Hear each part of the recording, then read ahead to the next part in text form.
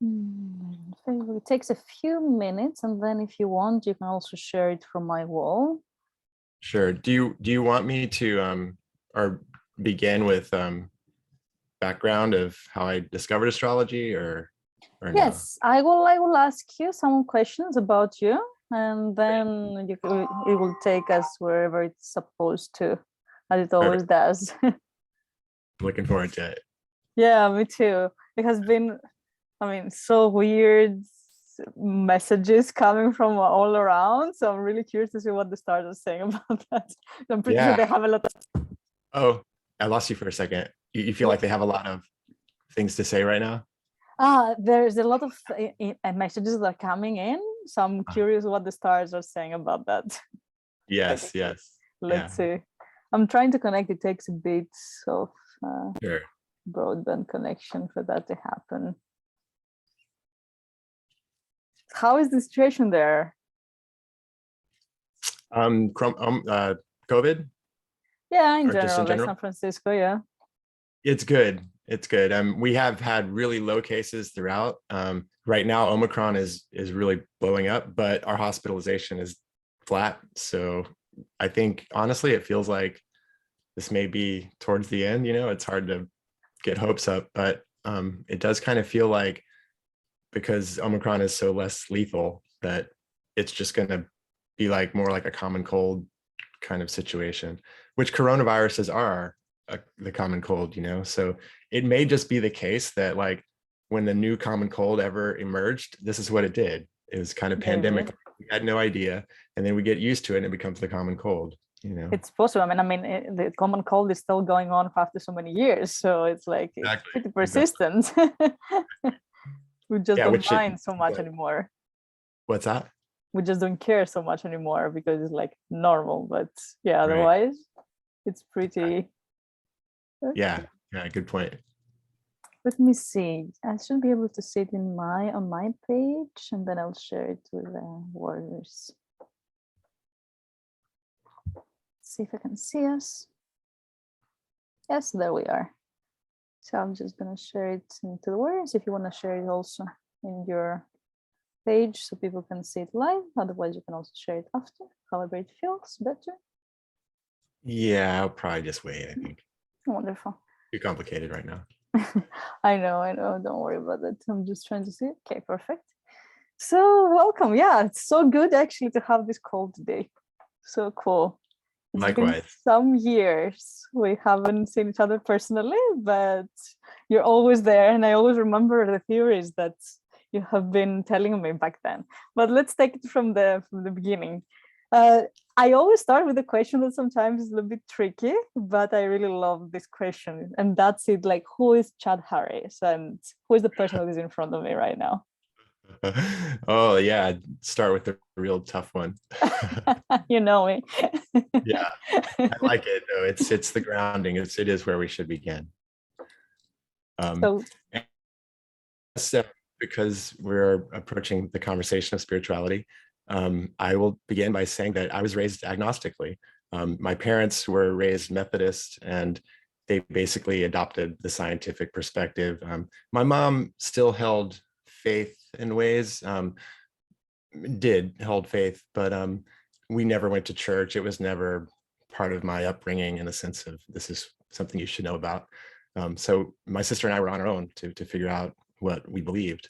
And so that was my origin. And so I approached life mostly through a logical kind of scientific method, in essence. And I was disenchanted with high school in many ways. I grew up in Florida, in Tallahassee, Florida, and I was extremely lucky to have encountered psychedelic mushrooms when I was 16 years old. They grew in the fields there in Tallahassee, and I went and retrieved them myself and imbibed myself and had really profound experiences. Just, I guess, the very first experience, actually, I was driving down the road, going to pick up my sister from the mall, and I was looking at the clouds, and I had this gnosis, this direct insight that all of life on Earth as we know it is balanced in the amount of cloud cover we have. If there's not enough clouds, life doesn't happen. If there's too many, life doesn't happen. It's extremely rare, in a sense, that we can tell in the universe, balance that affords this capacity for life to flourish in the way that it does. And so I had this experience. It was so profound in that moment that it shifted my awareness, and I ended up basically becoming more disenchanted with high school and ended up not graduating at the end, and pulled out. Was going to a lot of Grateful Dead shows and doing my own inner journeys, and came to a search for meaning. And I looked at the religions. I was interested in many. I kind of resolved towards Buddhism, but ended up seeing all of them as patriarchal, all of them as having shadow.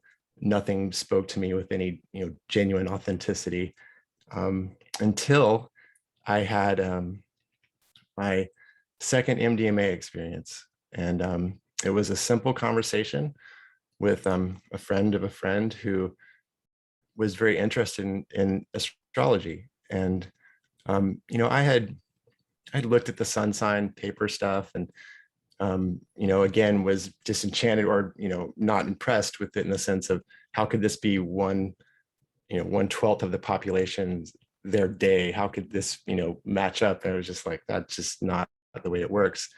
And but then this conversation, when I was in this like heightened state of awareness, simple descriptions of the signs of people that I was really familiar with, my mother, my father, and my girlfriend, I had this clarity of insight. It's the best way to describe it. Is just I could see the archetypes. I could see them manifesting in the character of my close and intimate friends. And I was completely blown away, jaw dropped. I left the conversation literally with my jaw hanging, like why didn't I see it before? That it was such a profound shift. It was like, wow, And so the very next day I went to the bookstore, the metaphysical bookstore, got my chart done. I didn't even know what a chart was, a natal chart, and got books and just started reading. And I got a reading, started looking at all my friends and family's charts, and continue to be astonished and blown away today. This was in October of 1995. Wow. So I've been pursuing this quest since that time. And then specifically what happened was, about 2 years later, I was really impressed. What I recognized was, relative to my natal chart and the transits of that night, like where the planets were in the sky on the evening that I had this insight, I was very struck by the fact that the planet Mercury, which corresponds to the mind, the way one thinks and conceptualizes information, was in exactly the same place as Uranus was when I was born, which Uranus correlates to novel insights, electric epiphanic breakthroughs potentially. I mean, it's also many other things. But I was struck by that. And I attended a lecture by Rick Doblin, who's the head of MAPS, the Multidisciplinary Association for Psychedelic Studies today. He's involved in the legalization push for MDMA and psychedelics and therapy. And he was describing psychedelics, and I approached him after the lecture and I said, I'm deeply interested in the connection between psychedelics and astrology. And he said, Stan Grof, and I think his name is Richard Tarnas. They do research in that area. And I was just like, what? People do research on psychedelics and astrology? I was blown away by that. And I got Rick's number off of CIS's website, the California Institute of Integral Studies, where he's a professor here in San Francisco. And I called him and I told him who I was and what happened to me on that day when I was born and the transits that I saw. And I just asked him, does this make sense to you? And he called me back like 5 days later and said, yes, actually, it's kind of classic for the sudden unexpected breakthrough or mental awakening, the Mercury and Uranus. But then he pointed out that Uranus in the sky was also 90 degrees from my natal Mercury. So that's a 3-year transit, whereas Mercury is much faster. It's a few days that it crossed my natal Uranus, whereas Uranus was making a 3-year transit to my natal Mercury. So for the next 3 years, I was, electrified by more Uranian energy relative to my mind, to Mercury. And I, went deep into my studies. But he also said that I could come and audit classes here in San Francisco at the California Institute of Integral Studies, where he's a professor. So I bought a van, drove to California and couch surfed and took the 2 first courses in the spring of 2000. Ended up coming back in 2003, and I've lived here since. I've been studying with him, and I guess that's the basics of the story. I guess I should say here that that the astrological perspective, the archetypal astrological perspective that Richard Tarnas has developed, it emerged out of Stanislav Grof's psychedelic therapy, out of his psychedelic research. So Stan Grof he's the world's leading pioneering LSD researcher. He's from Prague, Czechoslovakia, and he led the last legally funded LSD research here in the United States from 1968 to 1971 at Johns Hopkins Medical Institute. And he ended up coming to Esalen when psychedelics were made completely illegal and no studies were allowed in 1971 and 72.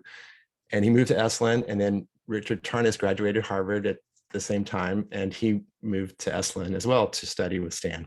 So they're doing their research. Richard Tarnas actually wrote his doctoral dissertation on LSD psychotherapy.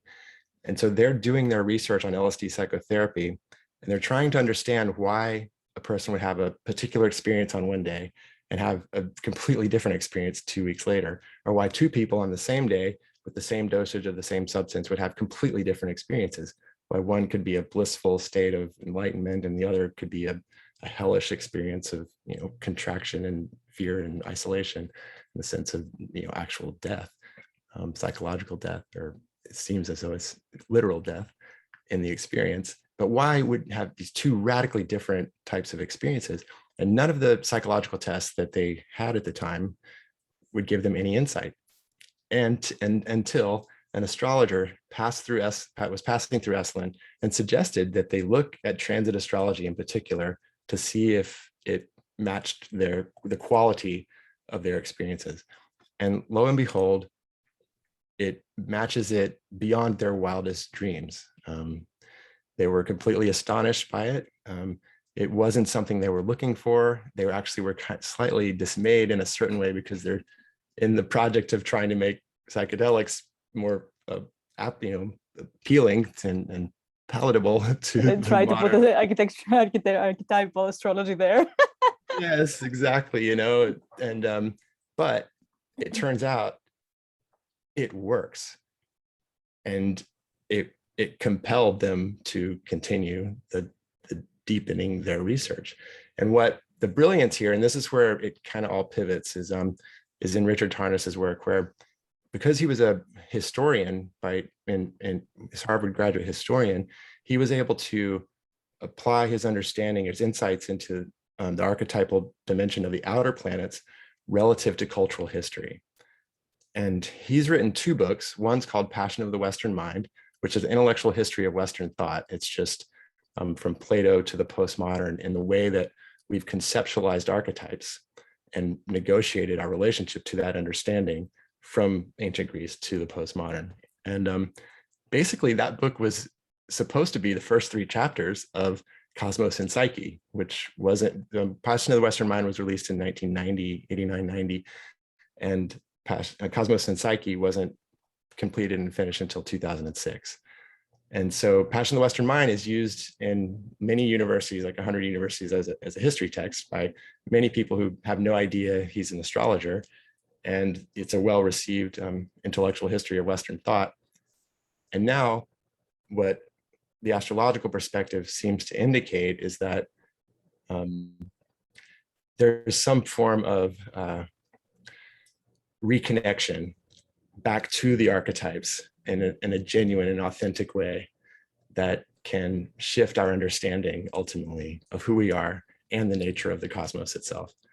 And maybe I'll just leave it there, because there's so much more you could say about that, but the profundity of what we're describing is literally a shift in worldview, from a materialistic, mechanistic, disenchanted epistemology of the cosmos and the universe towards an enchanted one, towards one that recognizes the numinous dimension within the world itself and within our being as well.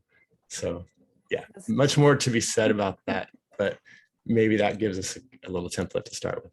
Absolutely, and that's extremely exciting because I see that many of us are feeling. I think there's no person actually that's not feeling the shift. Indeed, we translate it in different ways, but I feel that that's a common understanding that there's something that is changing from the world that we knew, the normal, as we used to call it, right? The interesting thing would be to see with you today of what is that is happening connected to archetypal astrology practically, and where is it leading us? I know that from previous conversations that we had that the stars are always an indication. We don't know exactly what will happen, but we know the energetics behind a specific period of time, right? Mm-hmm. So did you see this whole period coming up? And how do you see it now being in it? And how do you see the next steps? Really great question. So as far as anticipating the pandemic, I didn't specifically anticipate a pandemic. We did anticipate a contraction in history of some form from 2018 through 2021, which is the time period in which the two planets Saturn and Pluto were in a conjunction, which is the same place in the sky, like a new moon, like a solar eclipse is an exact conjunction of the moon and the sun. And this would be with the two planets Saturn and Pluto. And it takes Saturn 40 years to catch up with Pluto. So they make a conjunction every 40 years. There's squares and oppositions in between that are every 6 to 9 years, which are the quarterly hard dynamic aspects, which bring about a contraction in an event generally with the alignments. So just quickly, there was a conjunction in 1914, World War I. There was a square at the beginning of World War II in 1939.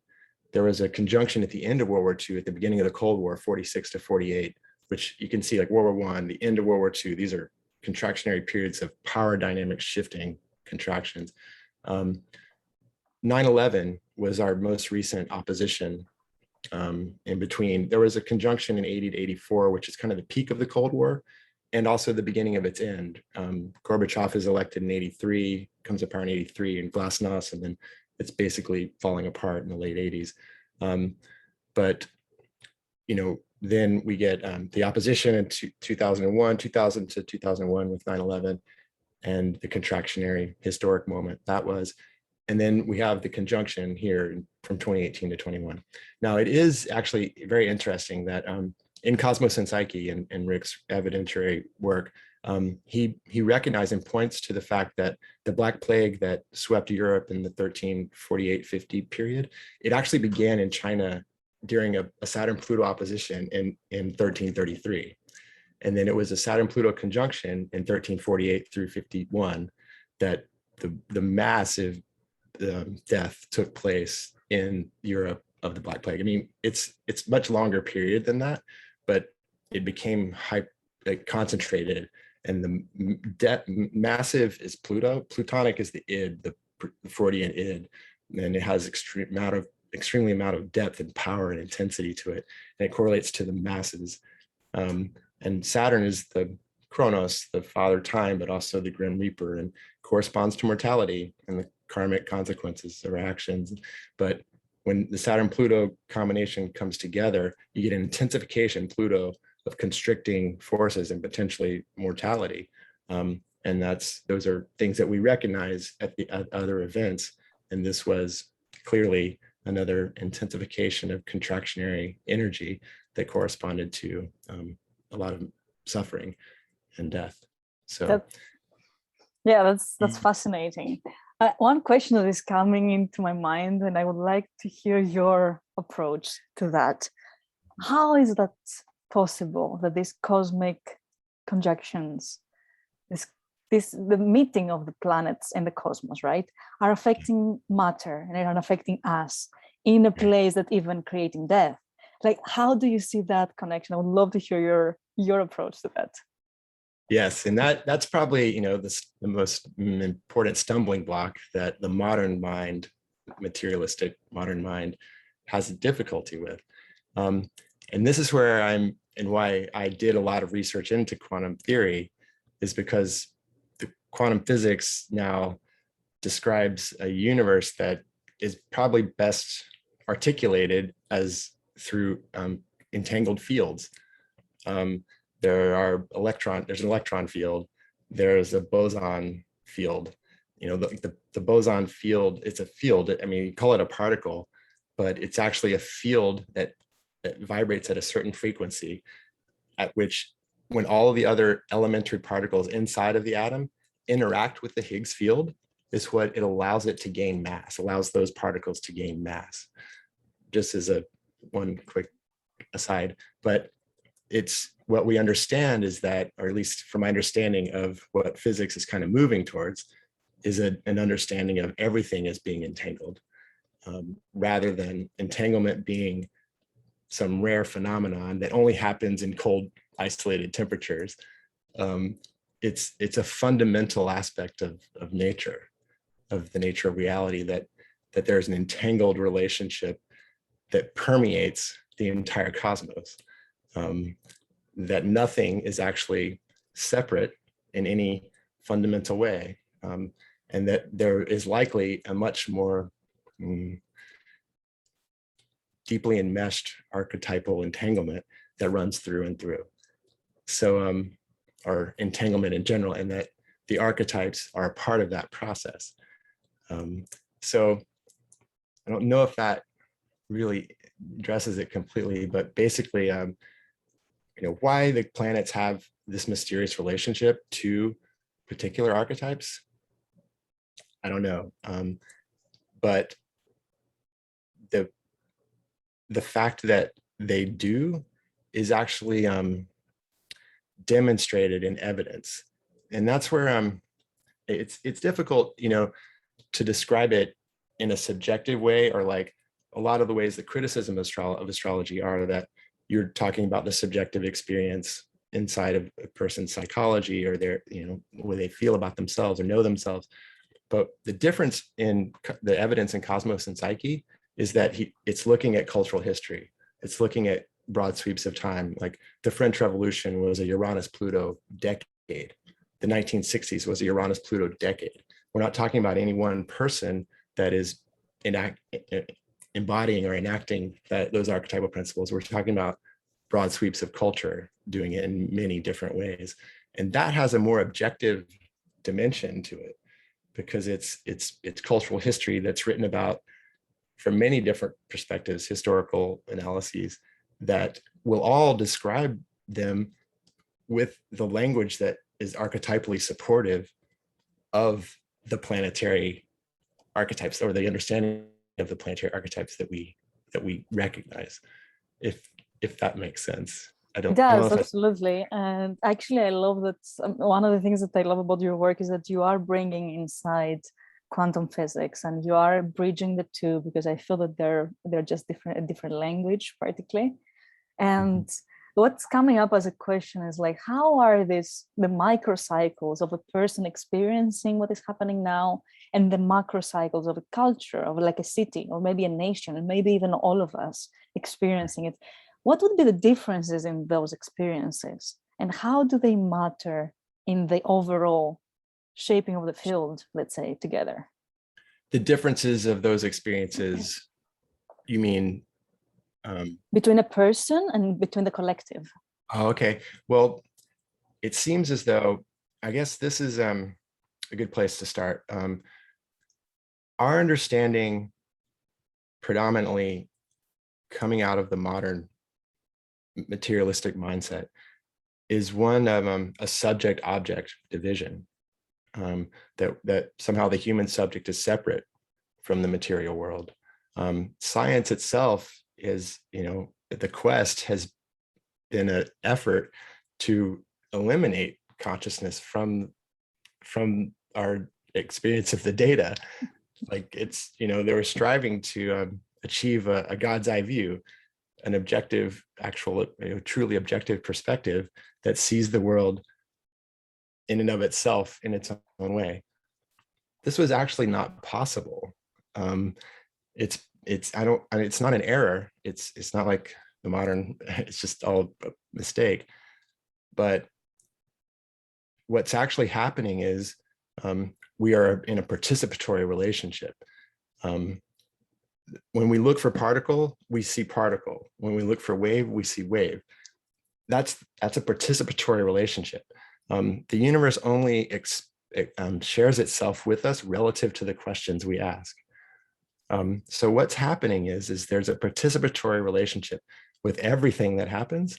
And so when a person is born, the archetypal dynamics at that moment, at that time and place, is how one is participating in their incarnation into life at that moment. And this gets really complex, and you're most likely bringing in a lot of content from past lives, very possibly. But either way, you are an embodied participant of the archetypal dynamics at that moment in time, and you carry it through your life. And that's the way you participate. And then this is where astrology, the gift, the real benefit of astrology comes in, is not just the natal chart, but the planets continue to move as you evolve and grow and participate in life. And as you do that, when the planets make mathematical relationships back to where they were when you're born, it's a co-creative dynamic that you're enacting, that you're participating in. And I'll just back to my initial example, when Mercury was transiting my natal Uranus, that happened to be the way that I participated in that transit at that time, in part because of the heightened state of awareness that I was in. But it was also just the way that my mind participated, or my being participated in that moment. And so, but nations also are doing the same thing in a sense. Like, so there is a birth chart for the United States.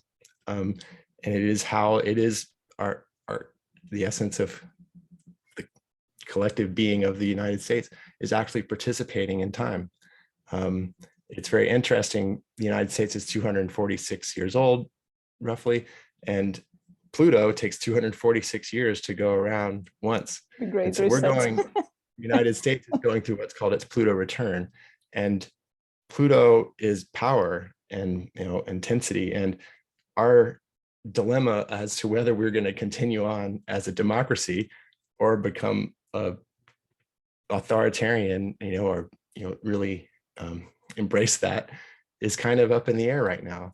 And there's a lot of shadow work that the United States is doing relative to its racist past, which is a lot of Pluto has a lot to do with the unconscious and what we repress. So we're collectively working through a lot of shadow material relative to our racist history and stuff. So is that helpful in the way Absolutely. that, like, it's a participatory relationship that everything is co-creatively enacting, in a sense.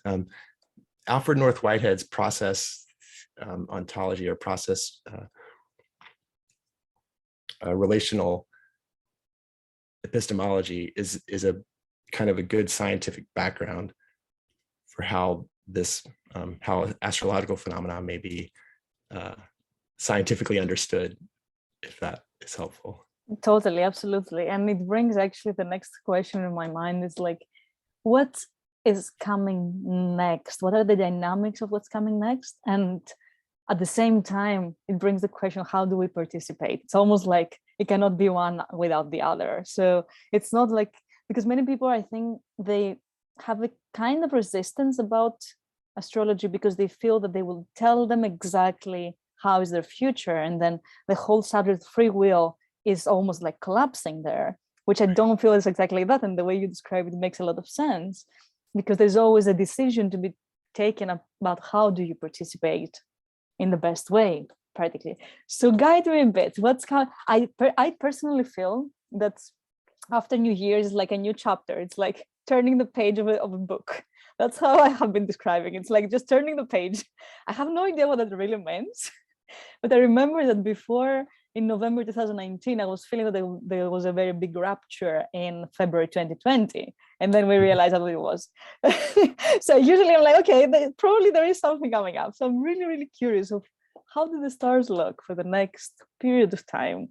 And then we will see how we do participate in that, what the best way to participate. Yes.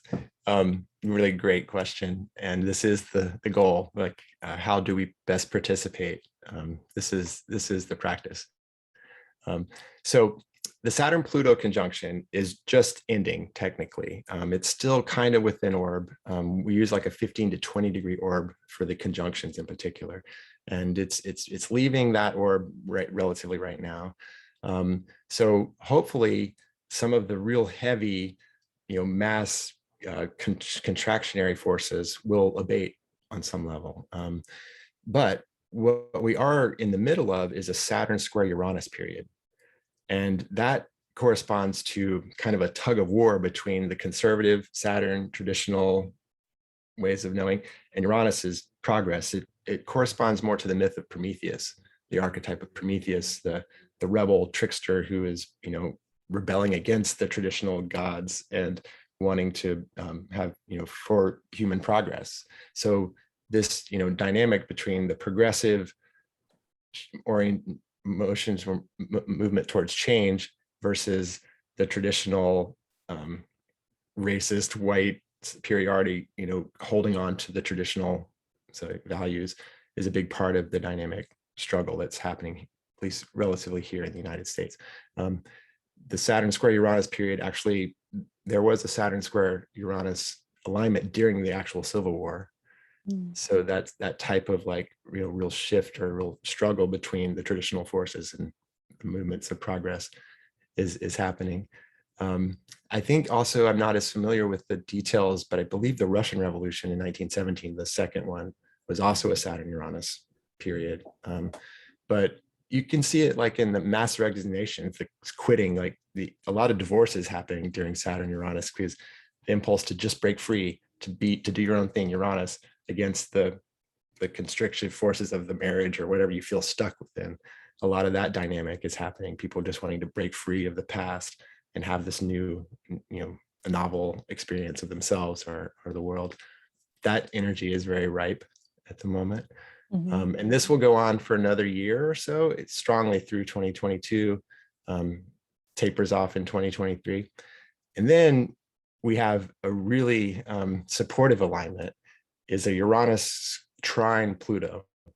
So the trines are typically more harmonious. They're less dynamic. They're maybe less potent in a sense, but they have more confluence. There's a lot more of an easier exchange between the two.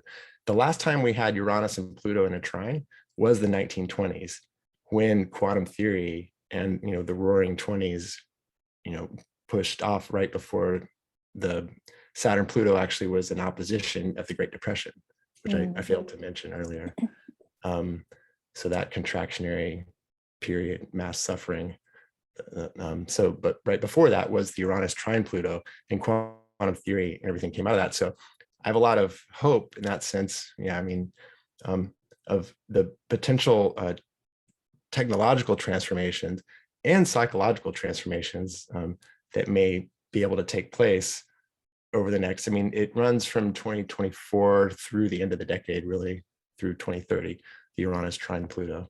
So potentially fusion energy, I mean, that's a holy grail for many decades now, but it would be archetypally fitting to have it quickly kind of, rapidly advance in the same way that quantum theory itself rapidly advanced and came to a conclusion in 1927, a conclusion, but a consolidation of understanding. So it may be possible that we have some really rapid technological transformations or psychological transformations that can render us a new worldview or render us a new mode of gaining energy or a new understanding of ourselves and nature. Clearly, this is just a kind of a parallel thing, but it's interesting that the James Webb Telescope just launched is going to, potentially see the very origins of the universe, of the cosmos itself. And in a sense, it's kind of what we're doing here as well. Like we're striving to reach back to the origins and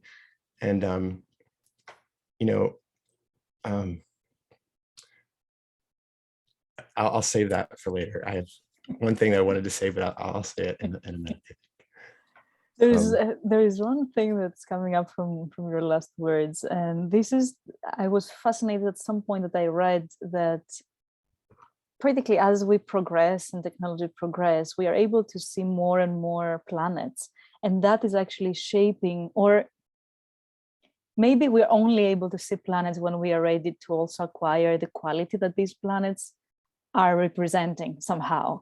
So I'm wondering, like, I haven't caught up in the last planets we might discover, and it's super interesting just saying that we're trying to reach the levels, the extremes of our universe.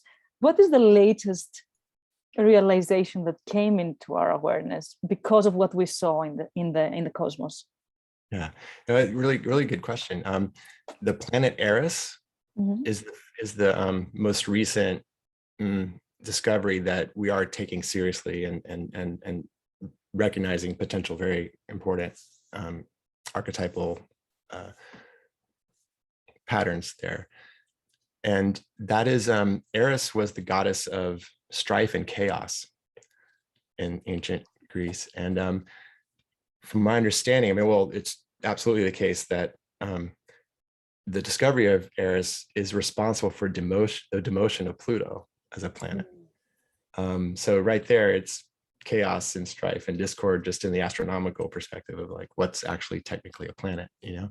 But it was discovered in 2003, right in the right when we were going to war with Iraq and stuff, and like the heart of the terrorism, chaos and strife. I mean, as far as the war on terror, it is indicative of that in some level. And it's actually very true that the discovery of the other three outer planets corresponded with the whole century. Like this, Uranus is discovered in 1781, and it corresponds to, it's discovered right in between the American and French revolutions.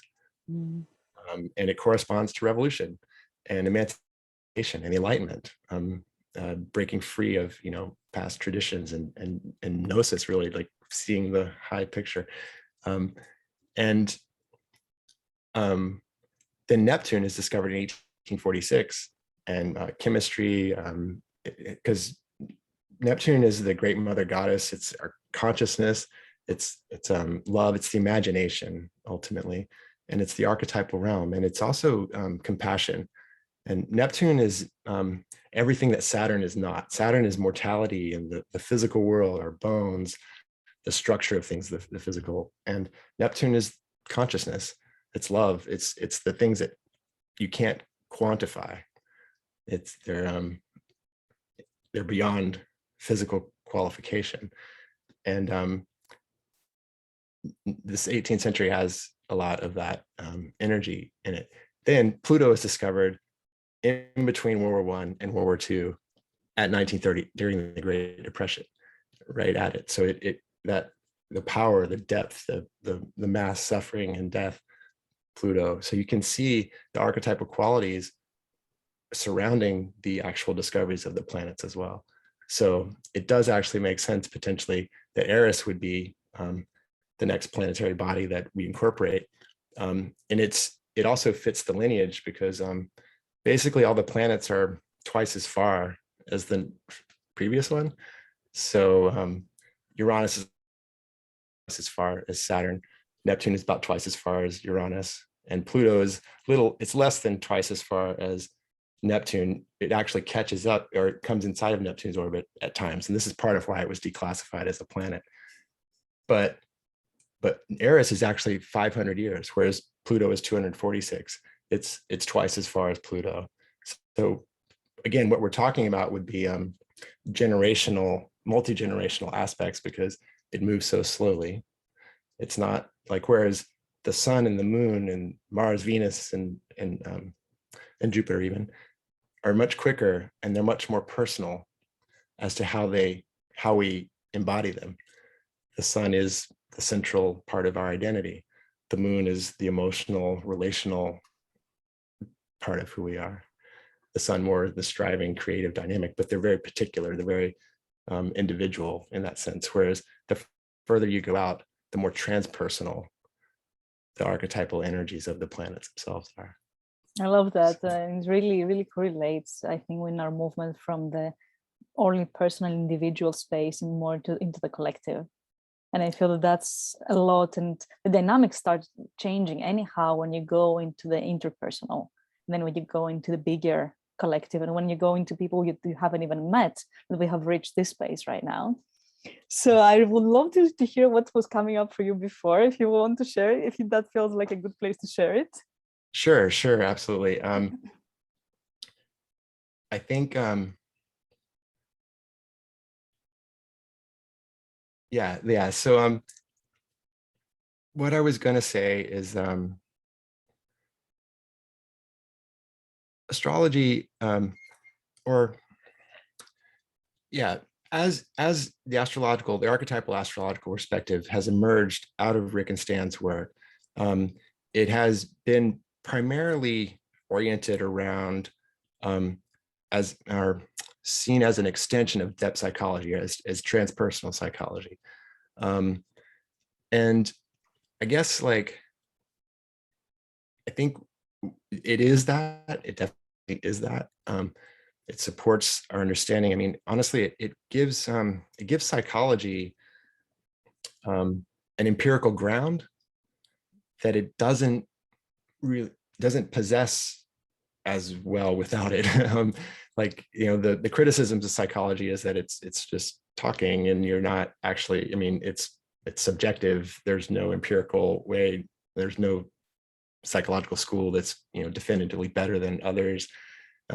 So it has this, like, ambiguous relationship within the sciences, in a sense, a soft science. But what the planetary alignments provide is an objective, empirical structure that allows us to make assessments relative to our perception, as to how we're perceiving the world, how we're enacting it, and it's reflective of the psychological complexes we already are identifying in psychology. So it has an empirical ground there. But the way we can understand archetypes is multidimensional. And Richard Tarnas is really, he's outlined a great way we can conceptualize them, in that we can understand them as Homeric gods and goddesses, as actual living beings. We can also recognize them as patterns, like psychological Jungian archetypes, as like complexes and patterns in the psyche.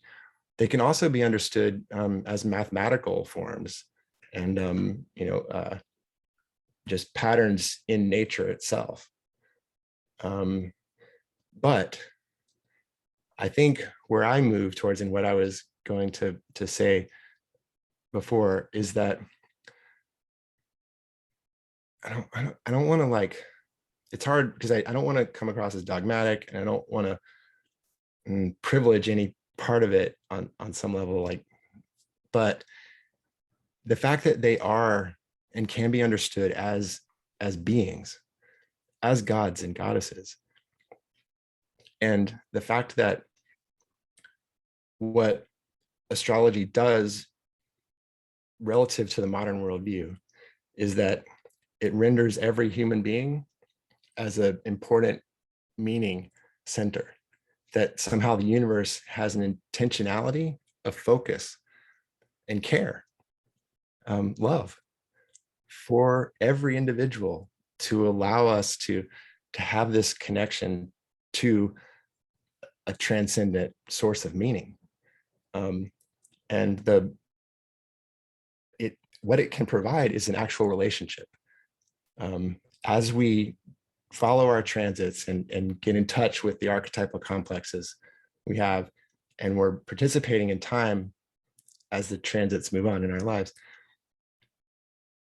the synchronicities that we experience relative to them it's them communicating to us. It's an act, and it's a reciprocal relationship. There's an intelligence that's paying attention to everyone. It's listening to everything we do. It's remembering everything we do.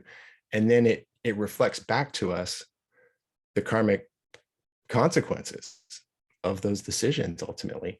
And those symbols, those signs, those synchronicities is a communication from the divine, ultimately, from the thou. And I guess that's the best way to describe what's taking place here, I think, is a transition from it relationship to the world to an I-thou relationship. The materialistic, mechanistic worldview has projected, has rendered through projection ultimately, a disenchanted materialism that has stripped away the depth that still exists with all phenomena. And we have, in an essence, to try and gain that God's eye view, the objective perception, tried to strip out our participation in it. And that's not possible. And the participation itself ultimately renders a relationship with the divine, with the creative intelligence in the universe, however you want to conceptualize it. There's an energy that's listening and paying attention and responding to the way we participate, or else it wouldn't work.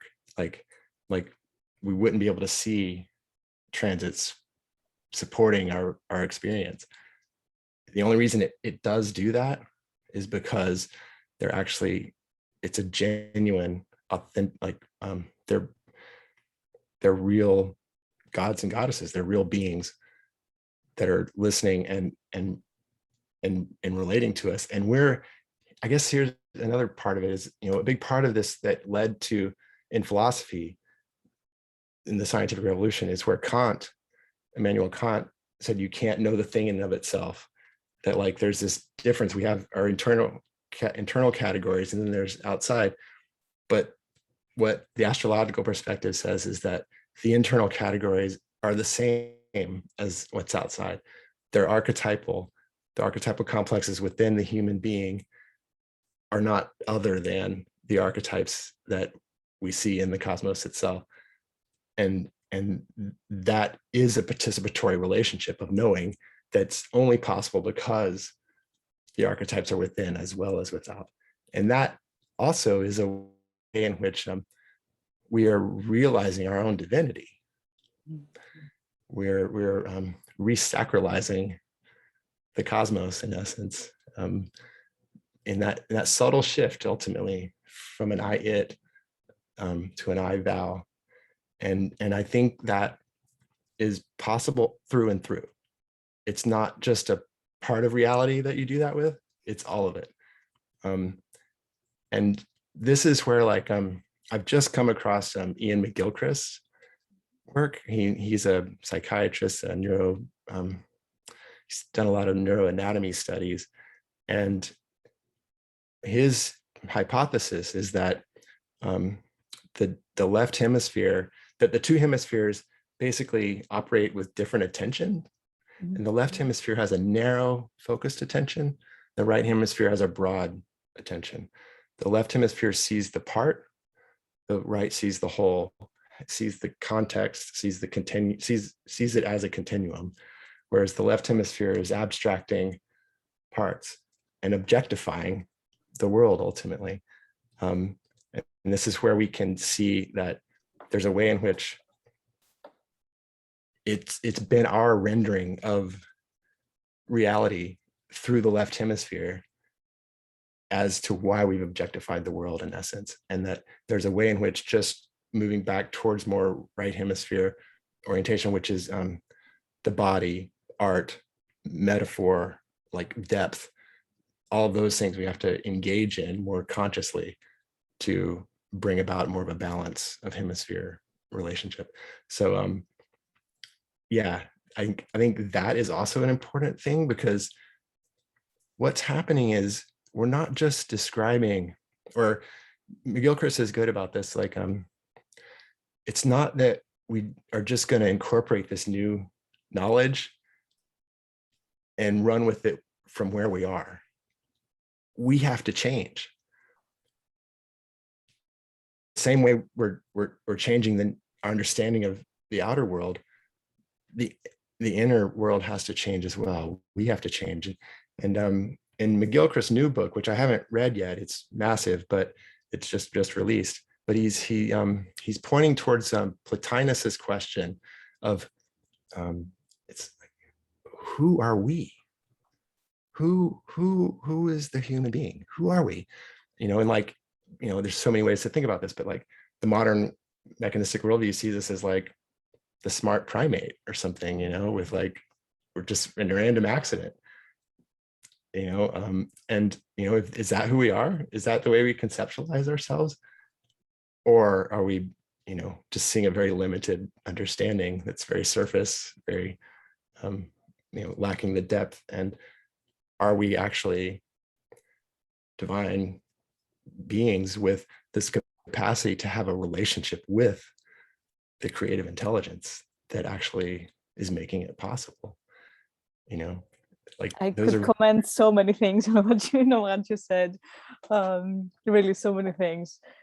But I have been feeling that I have been sensing into this shift between the hemispheres myself when I was going into my quest, why I was born in Greece, for example, as a person. And then I realized that there is a shift that has been happening from Egypt to Greece, but I will leave that for another. That's a whole other conversation that will be very happy if we make, actually, about how the civilizations were representing the rise and fall of civilization, how it was representing this psychic journey.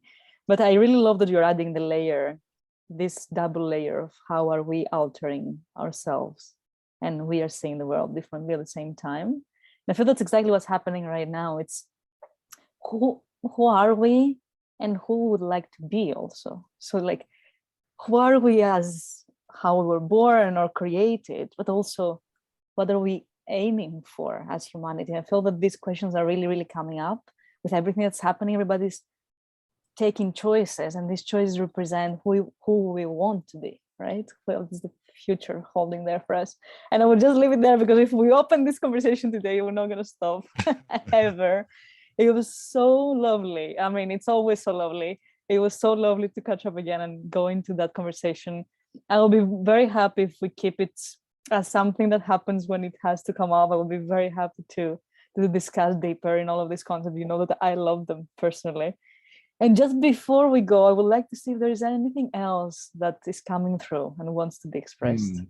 Let me take a look at my notes, because I did write down. Yeah. Let's see, we only have a few minutes. So yeah, I'll tie it up this way. In the epilogue to Passion of the Western Mind, in between Passion and Cosmos and Psyche, Rick describes what's called, he hypothesizes the Postcopernican double bind. Gregory Bateson described what's called the double bind in psychology, where like I think it's like where a child has like a schizophrenic mother, and you desire love and relationship with the mother, and the mother may say something like a discordant thing where it's like, can't you tell that I love you? Or it's like there's a where the psyche is not matching the infant child, and it ultimately creates a schizophrenic type of mindset within the child. And Rick is pointing out that that's basically the modern condition in many ways, that the human subject is seeking meaning from the cosmos, but the mother is void, it's absent, it's not able to respond in kind, and it's creating a schizophrenic type mindset. McGilchrist is actually saying something very similar. He points out that psychopathology, sociopathy, psychopathy, and schizophrenia are right hemisphere deficit problems. They're left hemisphere overly dominant problems, and so it seems as though the modern worldview, in many ways, is becoming more and more schizophrenic. What's actually happening is we're deconstructing the biosphere, because we're pathological. Like, we're seeing it so much so that we see it as parts to be extracted and exploited. So there's a big thing there that, again, the astrological perspective can help heal that wound of needing a meaningful cosmos to relate to that can hold space for us ultimately. And that's what it does. And then what McGilchrist is suggesting, our way out of the situation is through the body, through art, through music, through empathy and relationship. But he's also saying that science, reason, which not rationality, but reason and intuition and the imagination are the way out. Because it's not like we're going to throw science out, which is, a largely left hemisphere process. But we need it. Right? It's a balance, but you have to incorporate intuition and imagination. And this is ultimately what archetypal practice is. Like when you're engaging with the archetypes, it requires intuition and the imagination and science, which is the empirical aspect of it, the mathematical structure of the birth chart and the solar system. So we have a scientific dimension of the astrological perspective, but it requires intuition and the imagination and reason in a complex, holistic way to really engage with the phenomena, to have the shift take place, to engage in the practice. Yeah, I feel like there was one more thing I wanted to say. What you're describing now, it really brings into my mind at some point, it was coming as a feeling, as an inner understanding for my own journey, that science made me understand the world, and then spirituality made me find my place in this world. Yes, exactly. Otherwise you're understanding it, but you don't know what you're doing there, or you know what you're doing there, but you don't understand what's happening, and both can be frightening somehow for the psyche. Right. Yes, exactly. So yeah, it's a holistic movement. Like Aristotle said, you don't understand something until you understand all its causes. And he means like formal cause and final cause, as well as efficient and material cause. We're just caught in the efficient material world. Like we're not even thinking formal and final.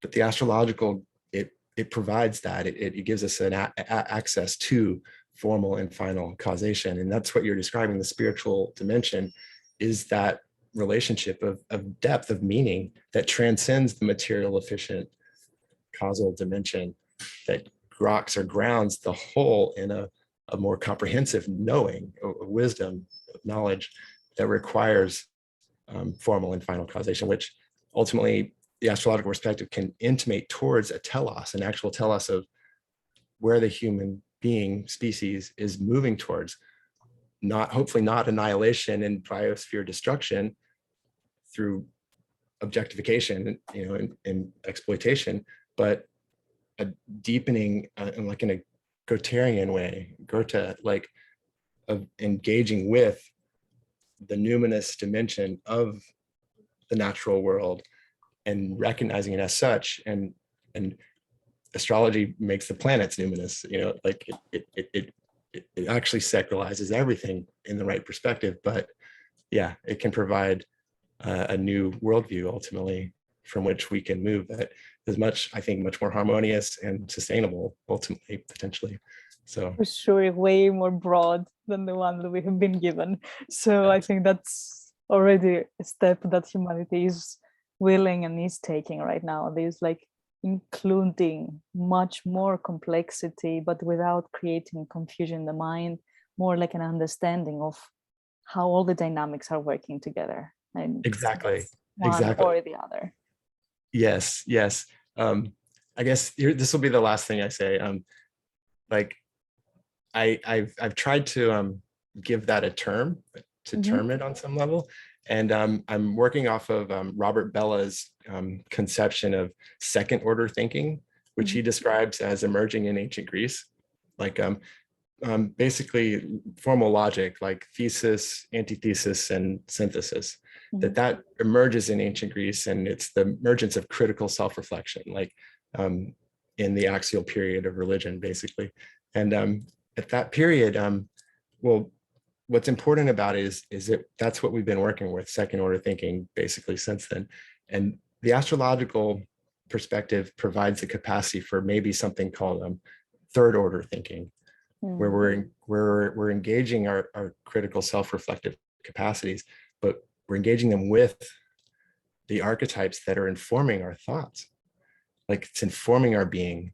And it's a new level of awareness that provides a new capacity where instead of being unconscious embodiments or participating unconsciously with their energies, it's the potential to move into a conscious co-creative relationship with them.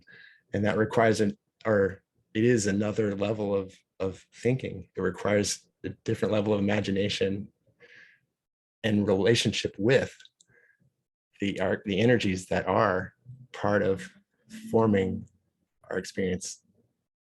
Absolutely. Anyway, yeah. Absolutely. So, And I love that. I love that you're bringing that as the last piece, because I feel that's exactly where human beings are growing towards.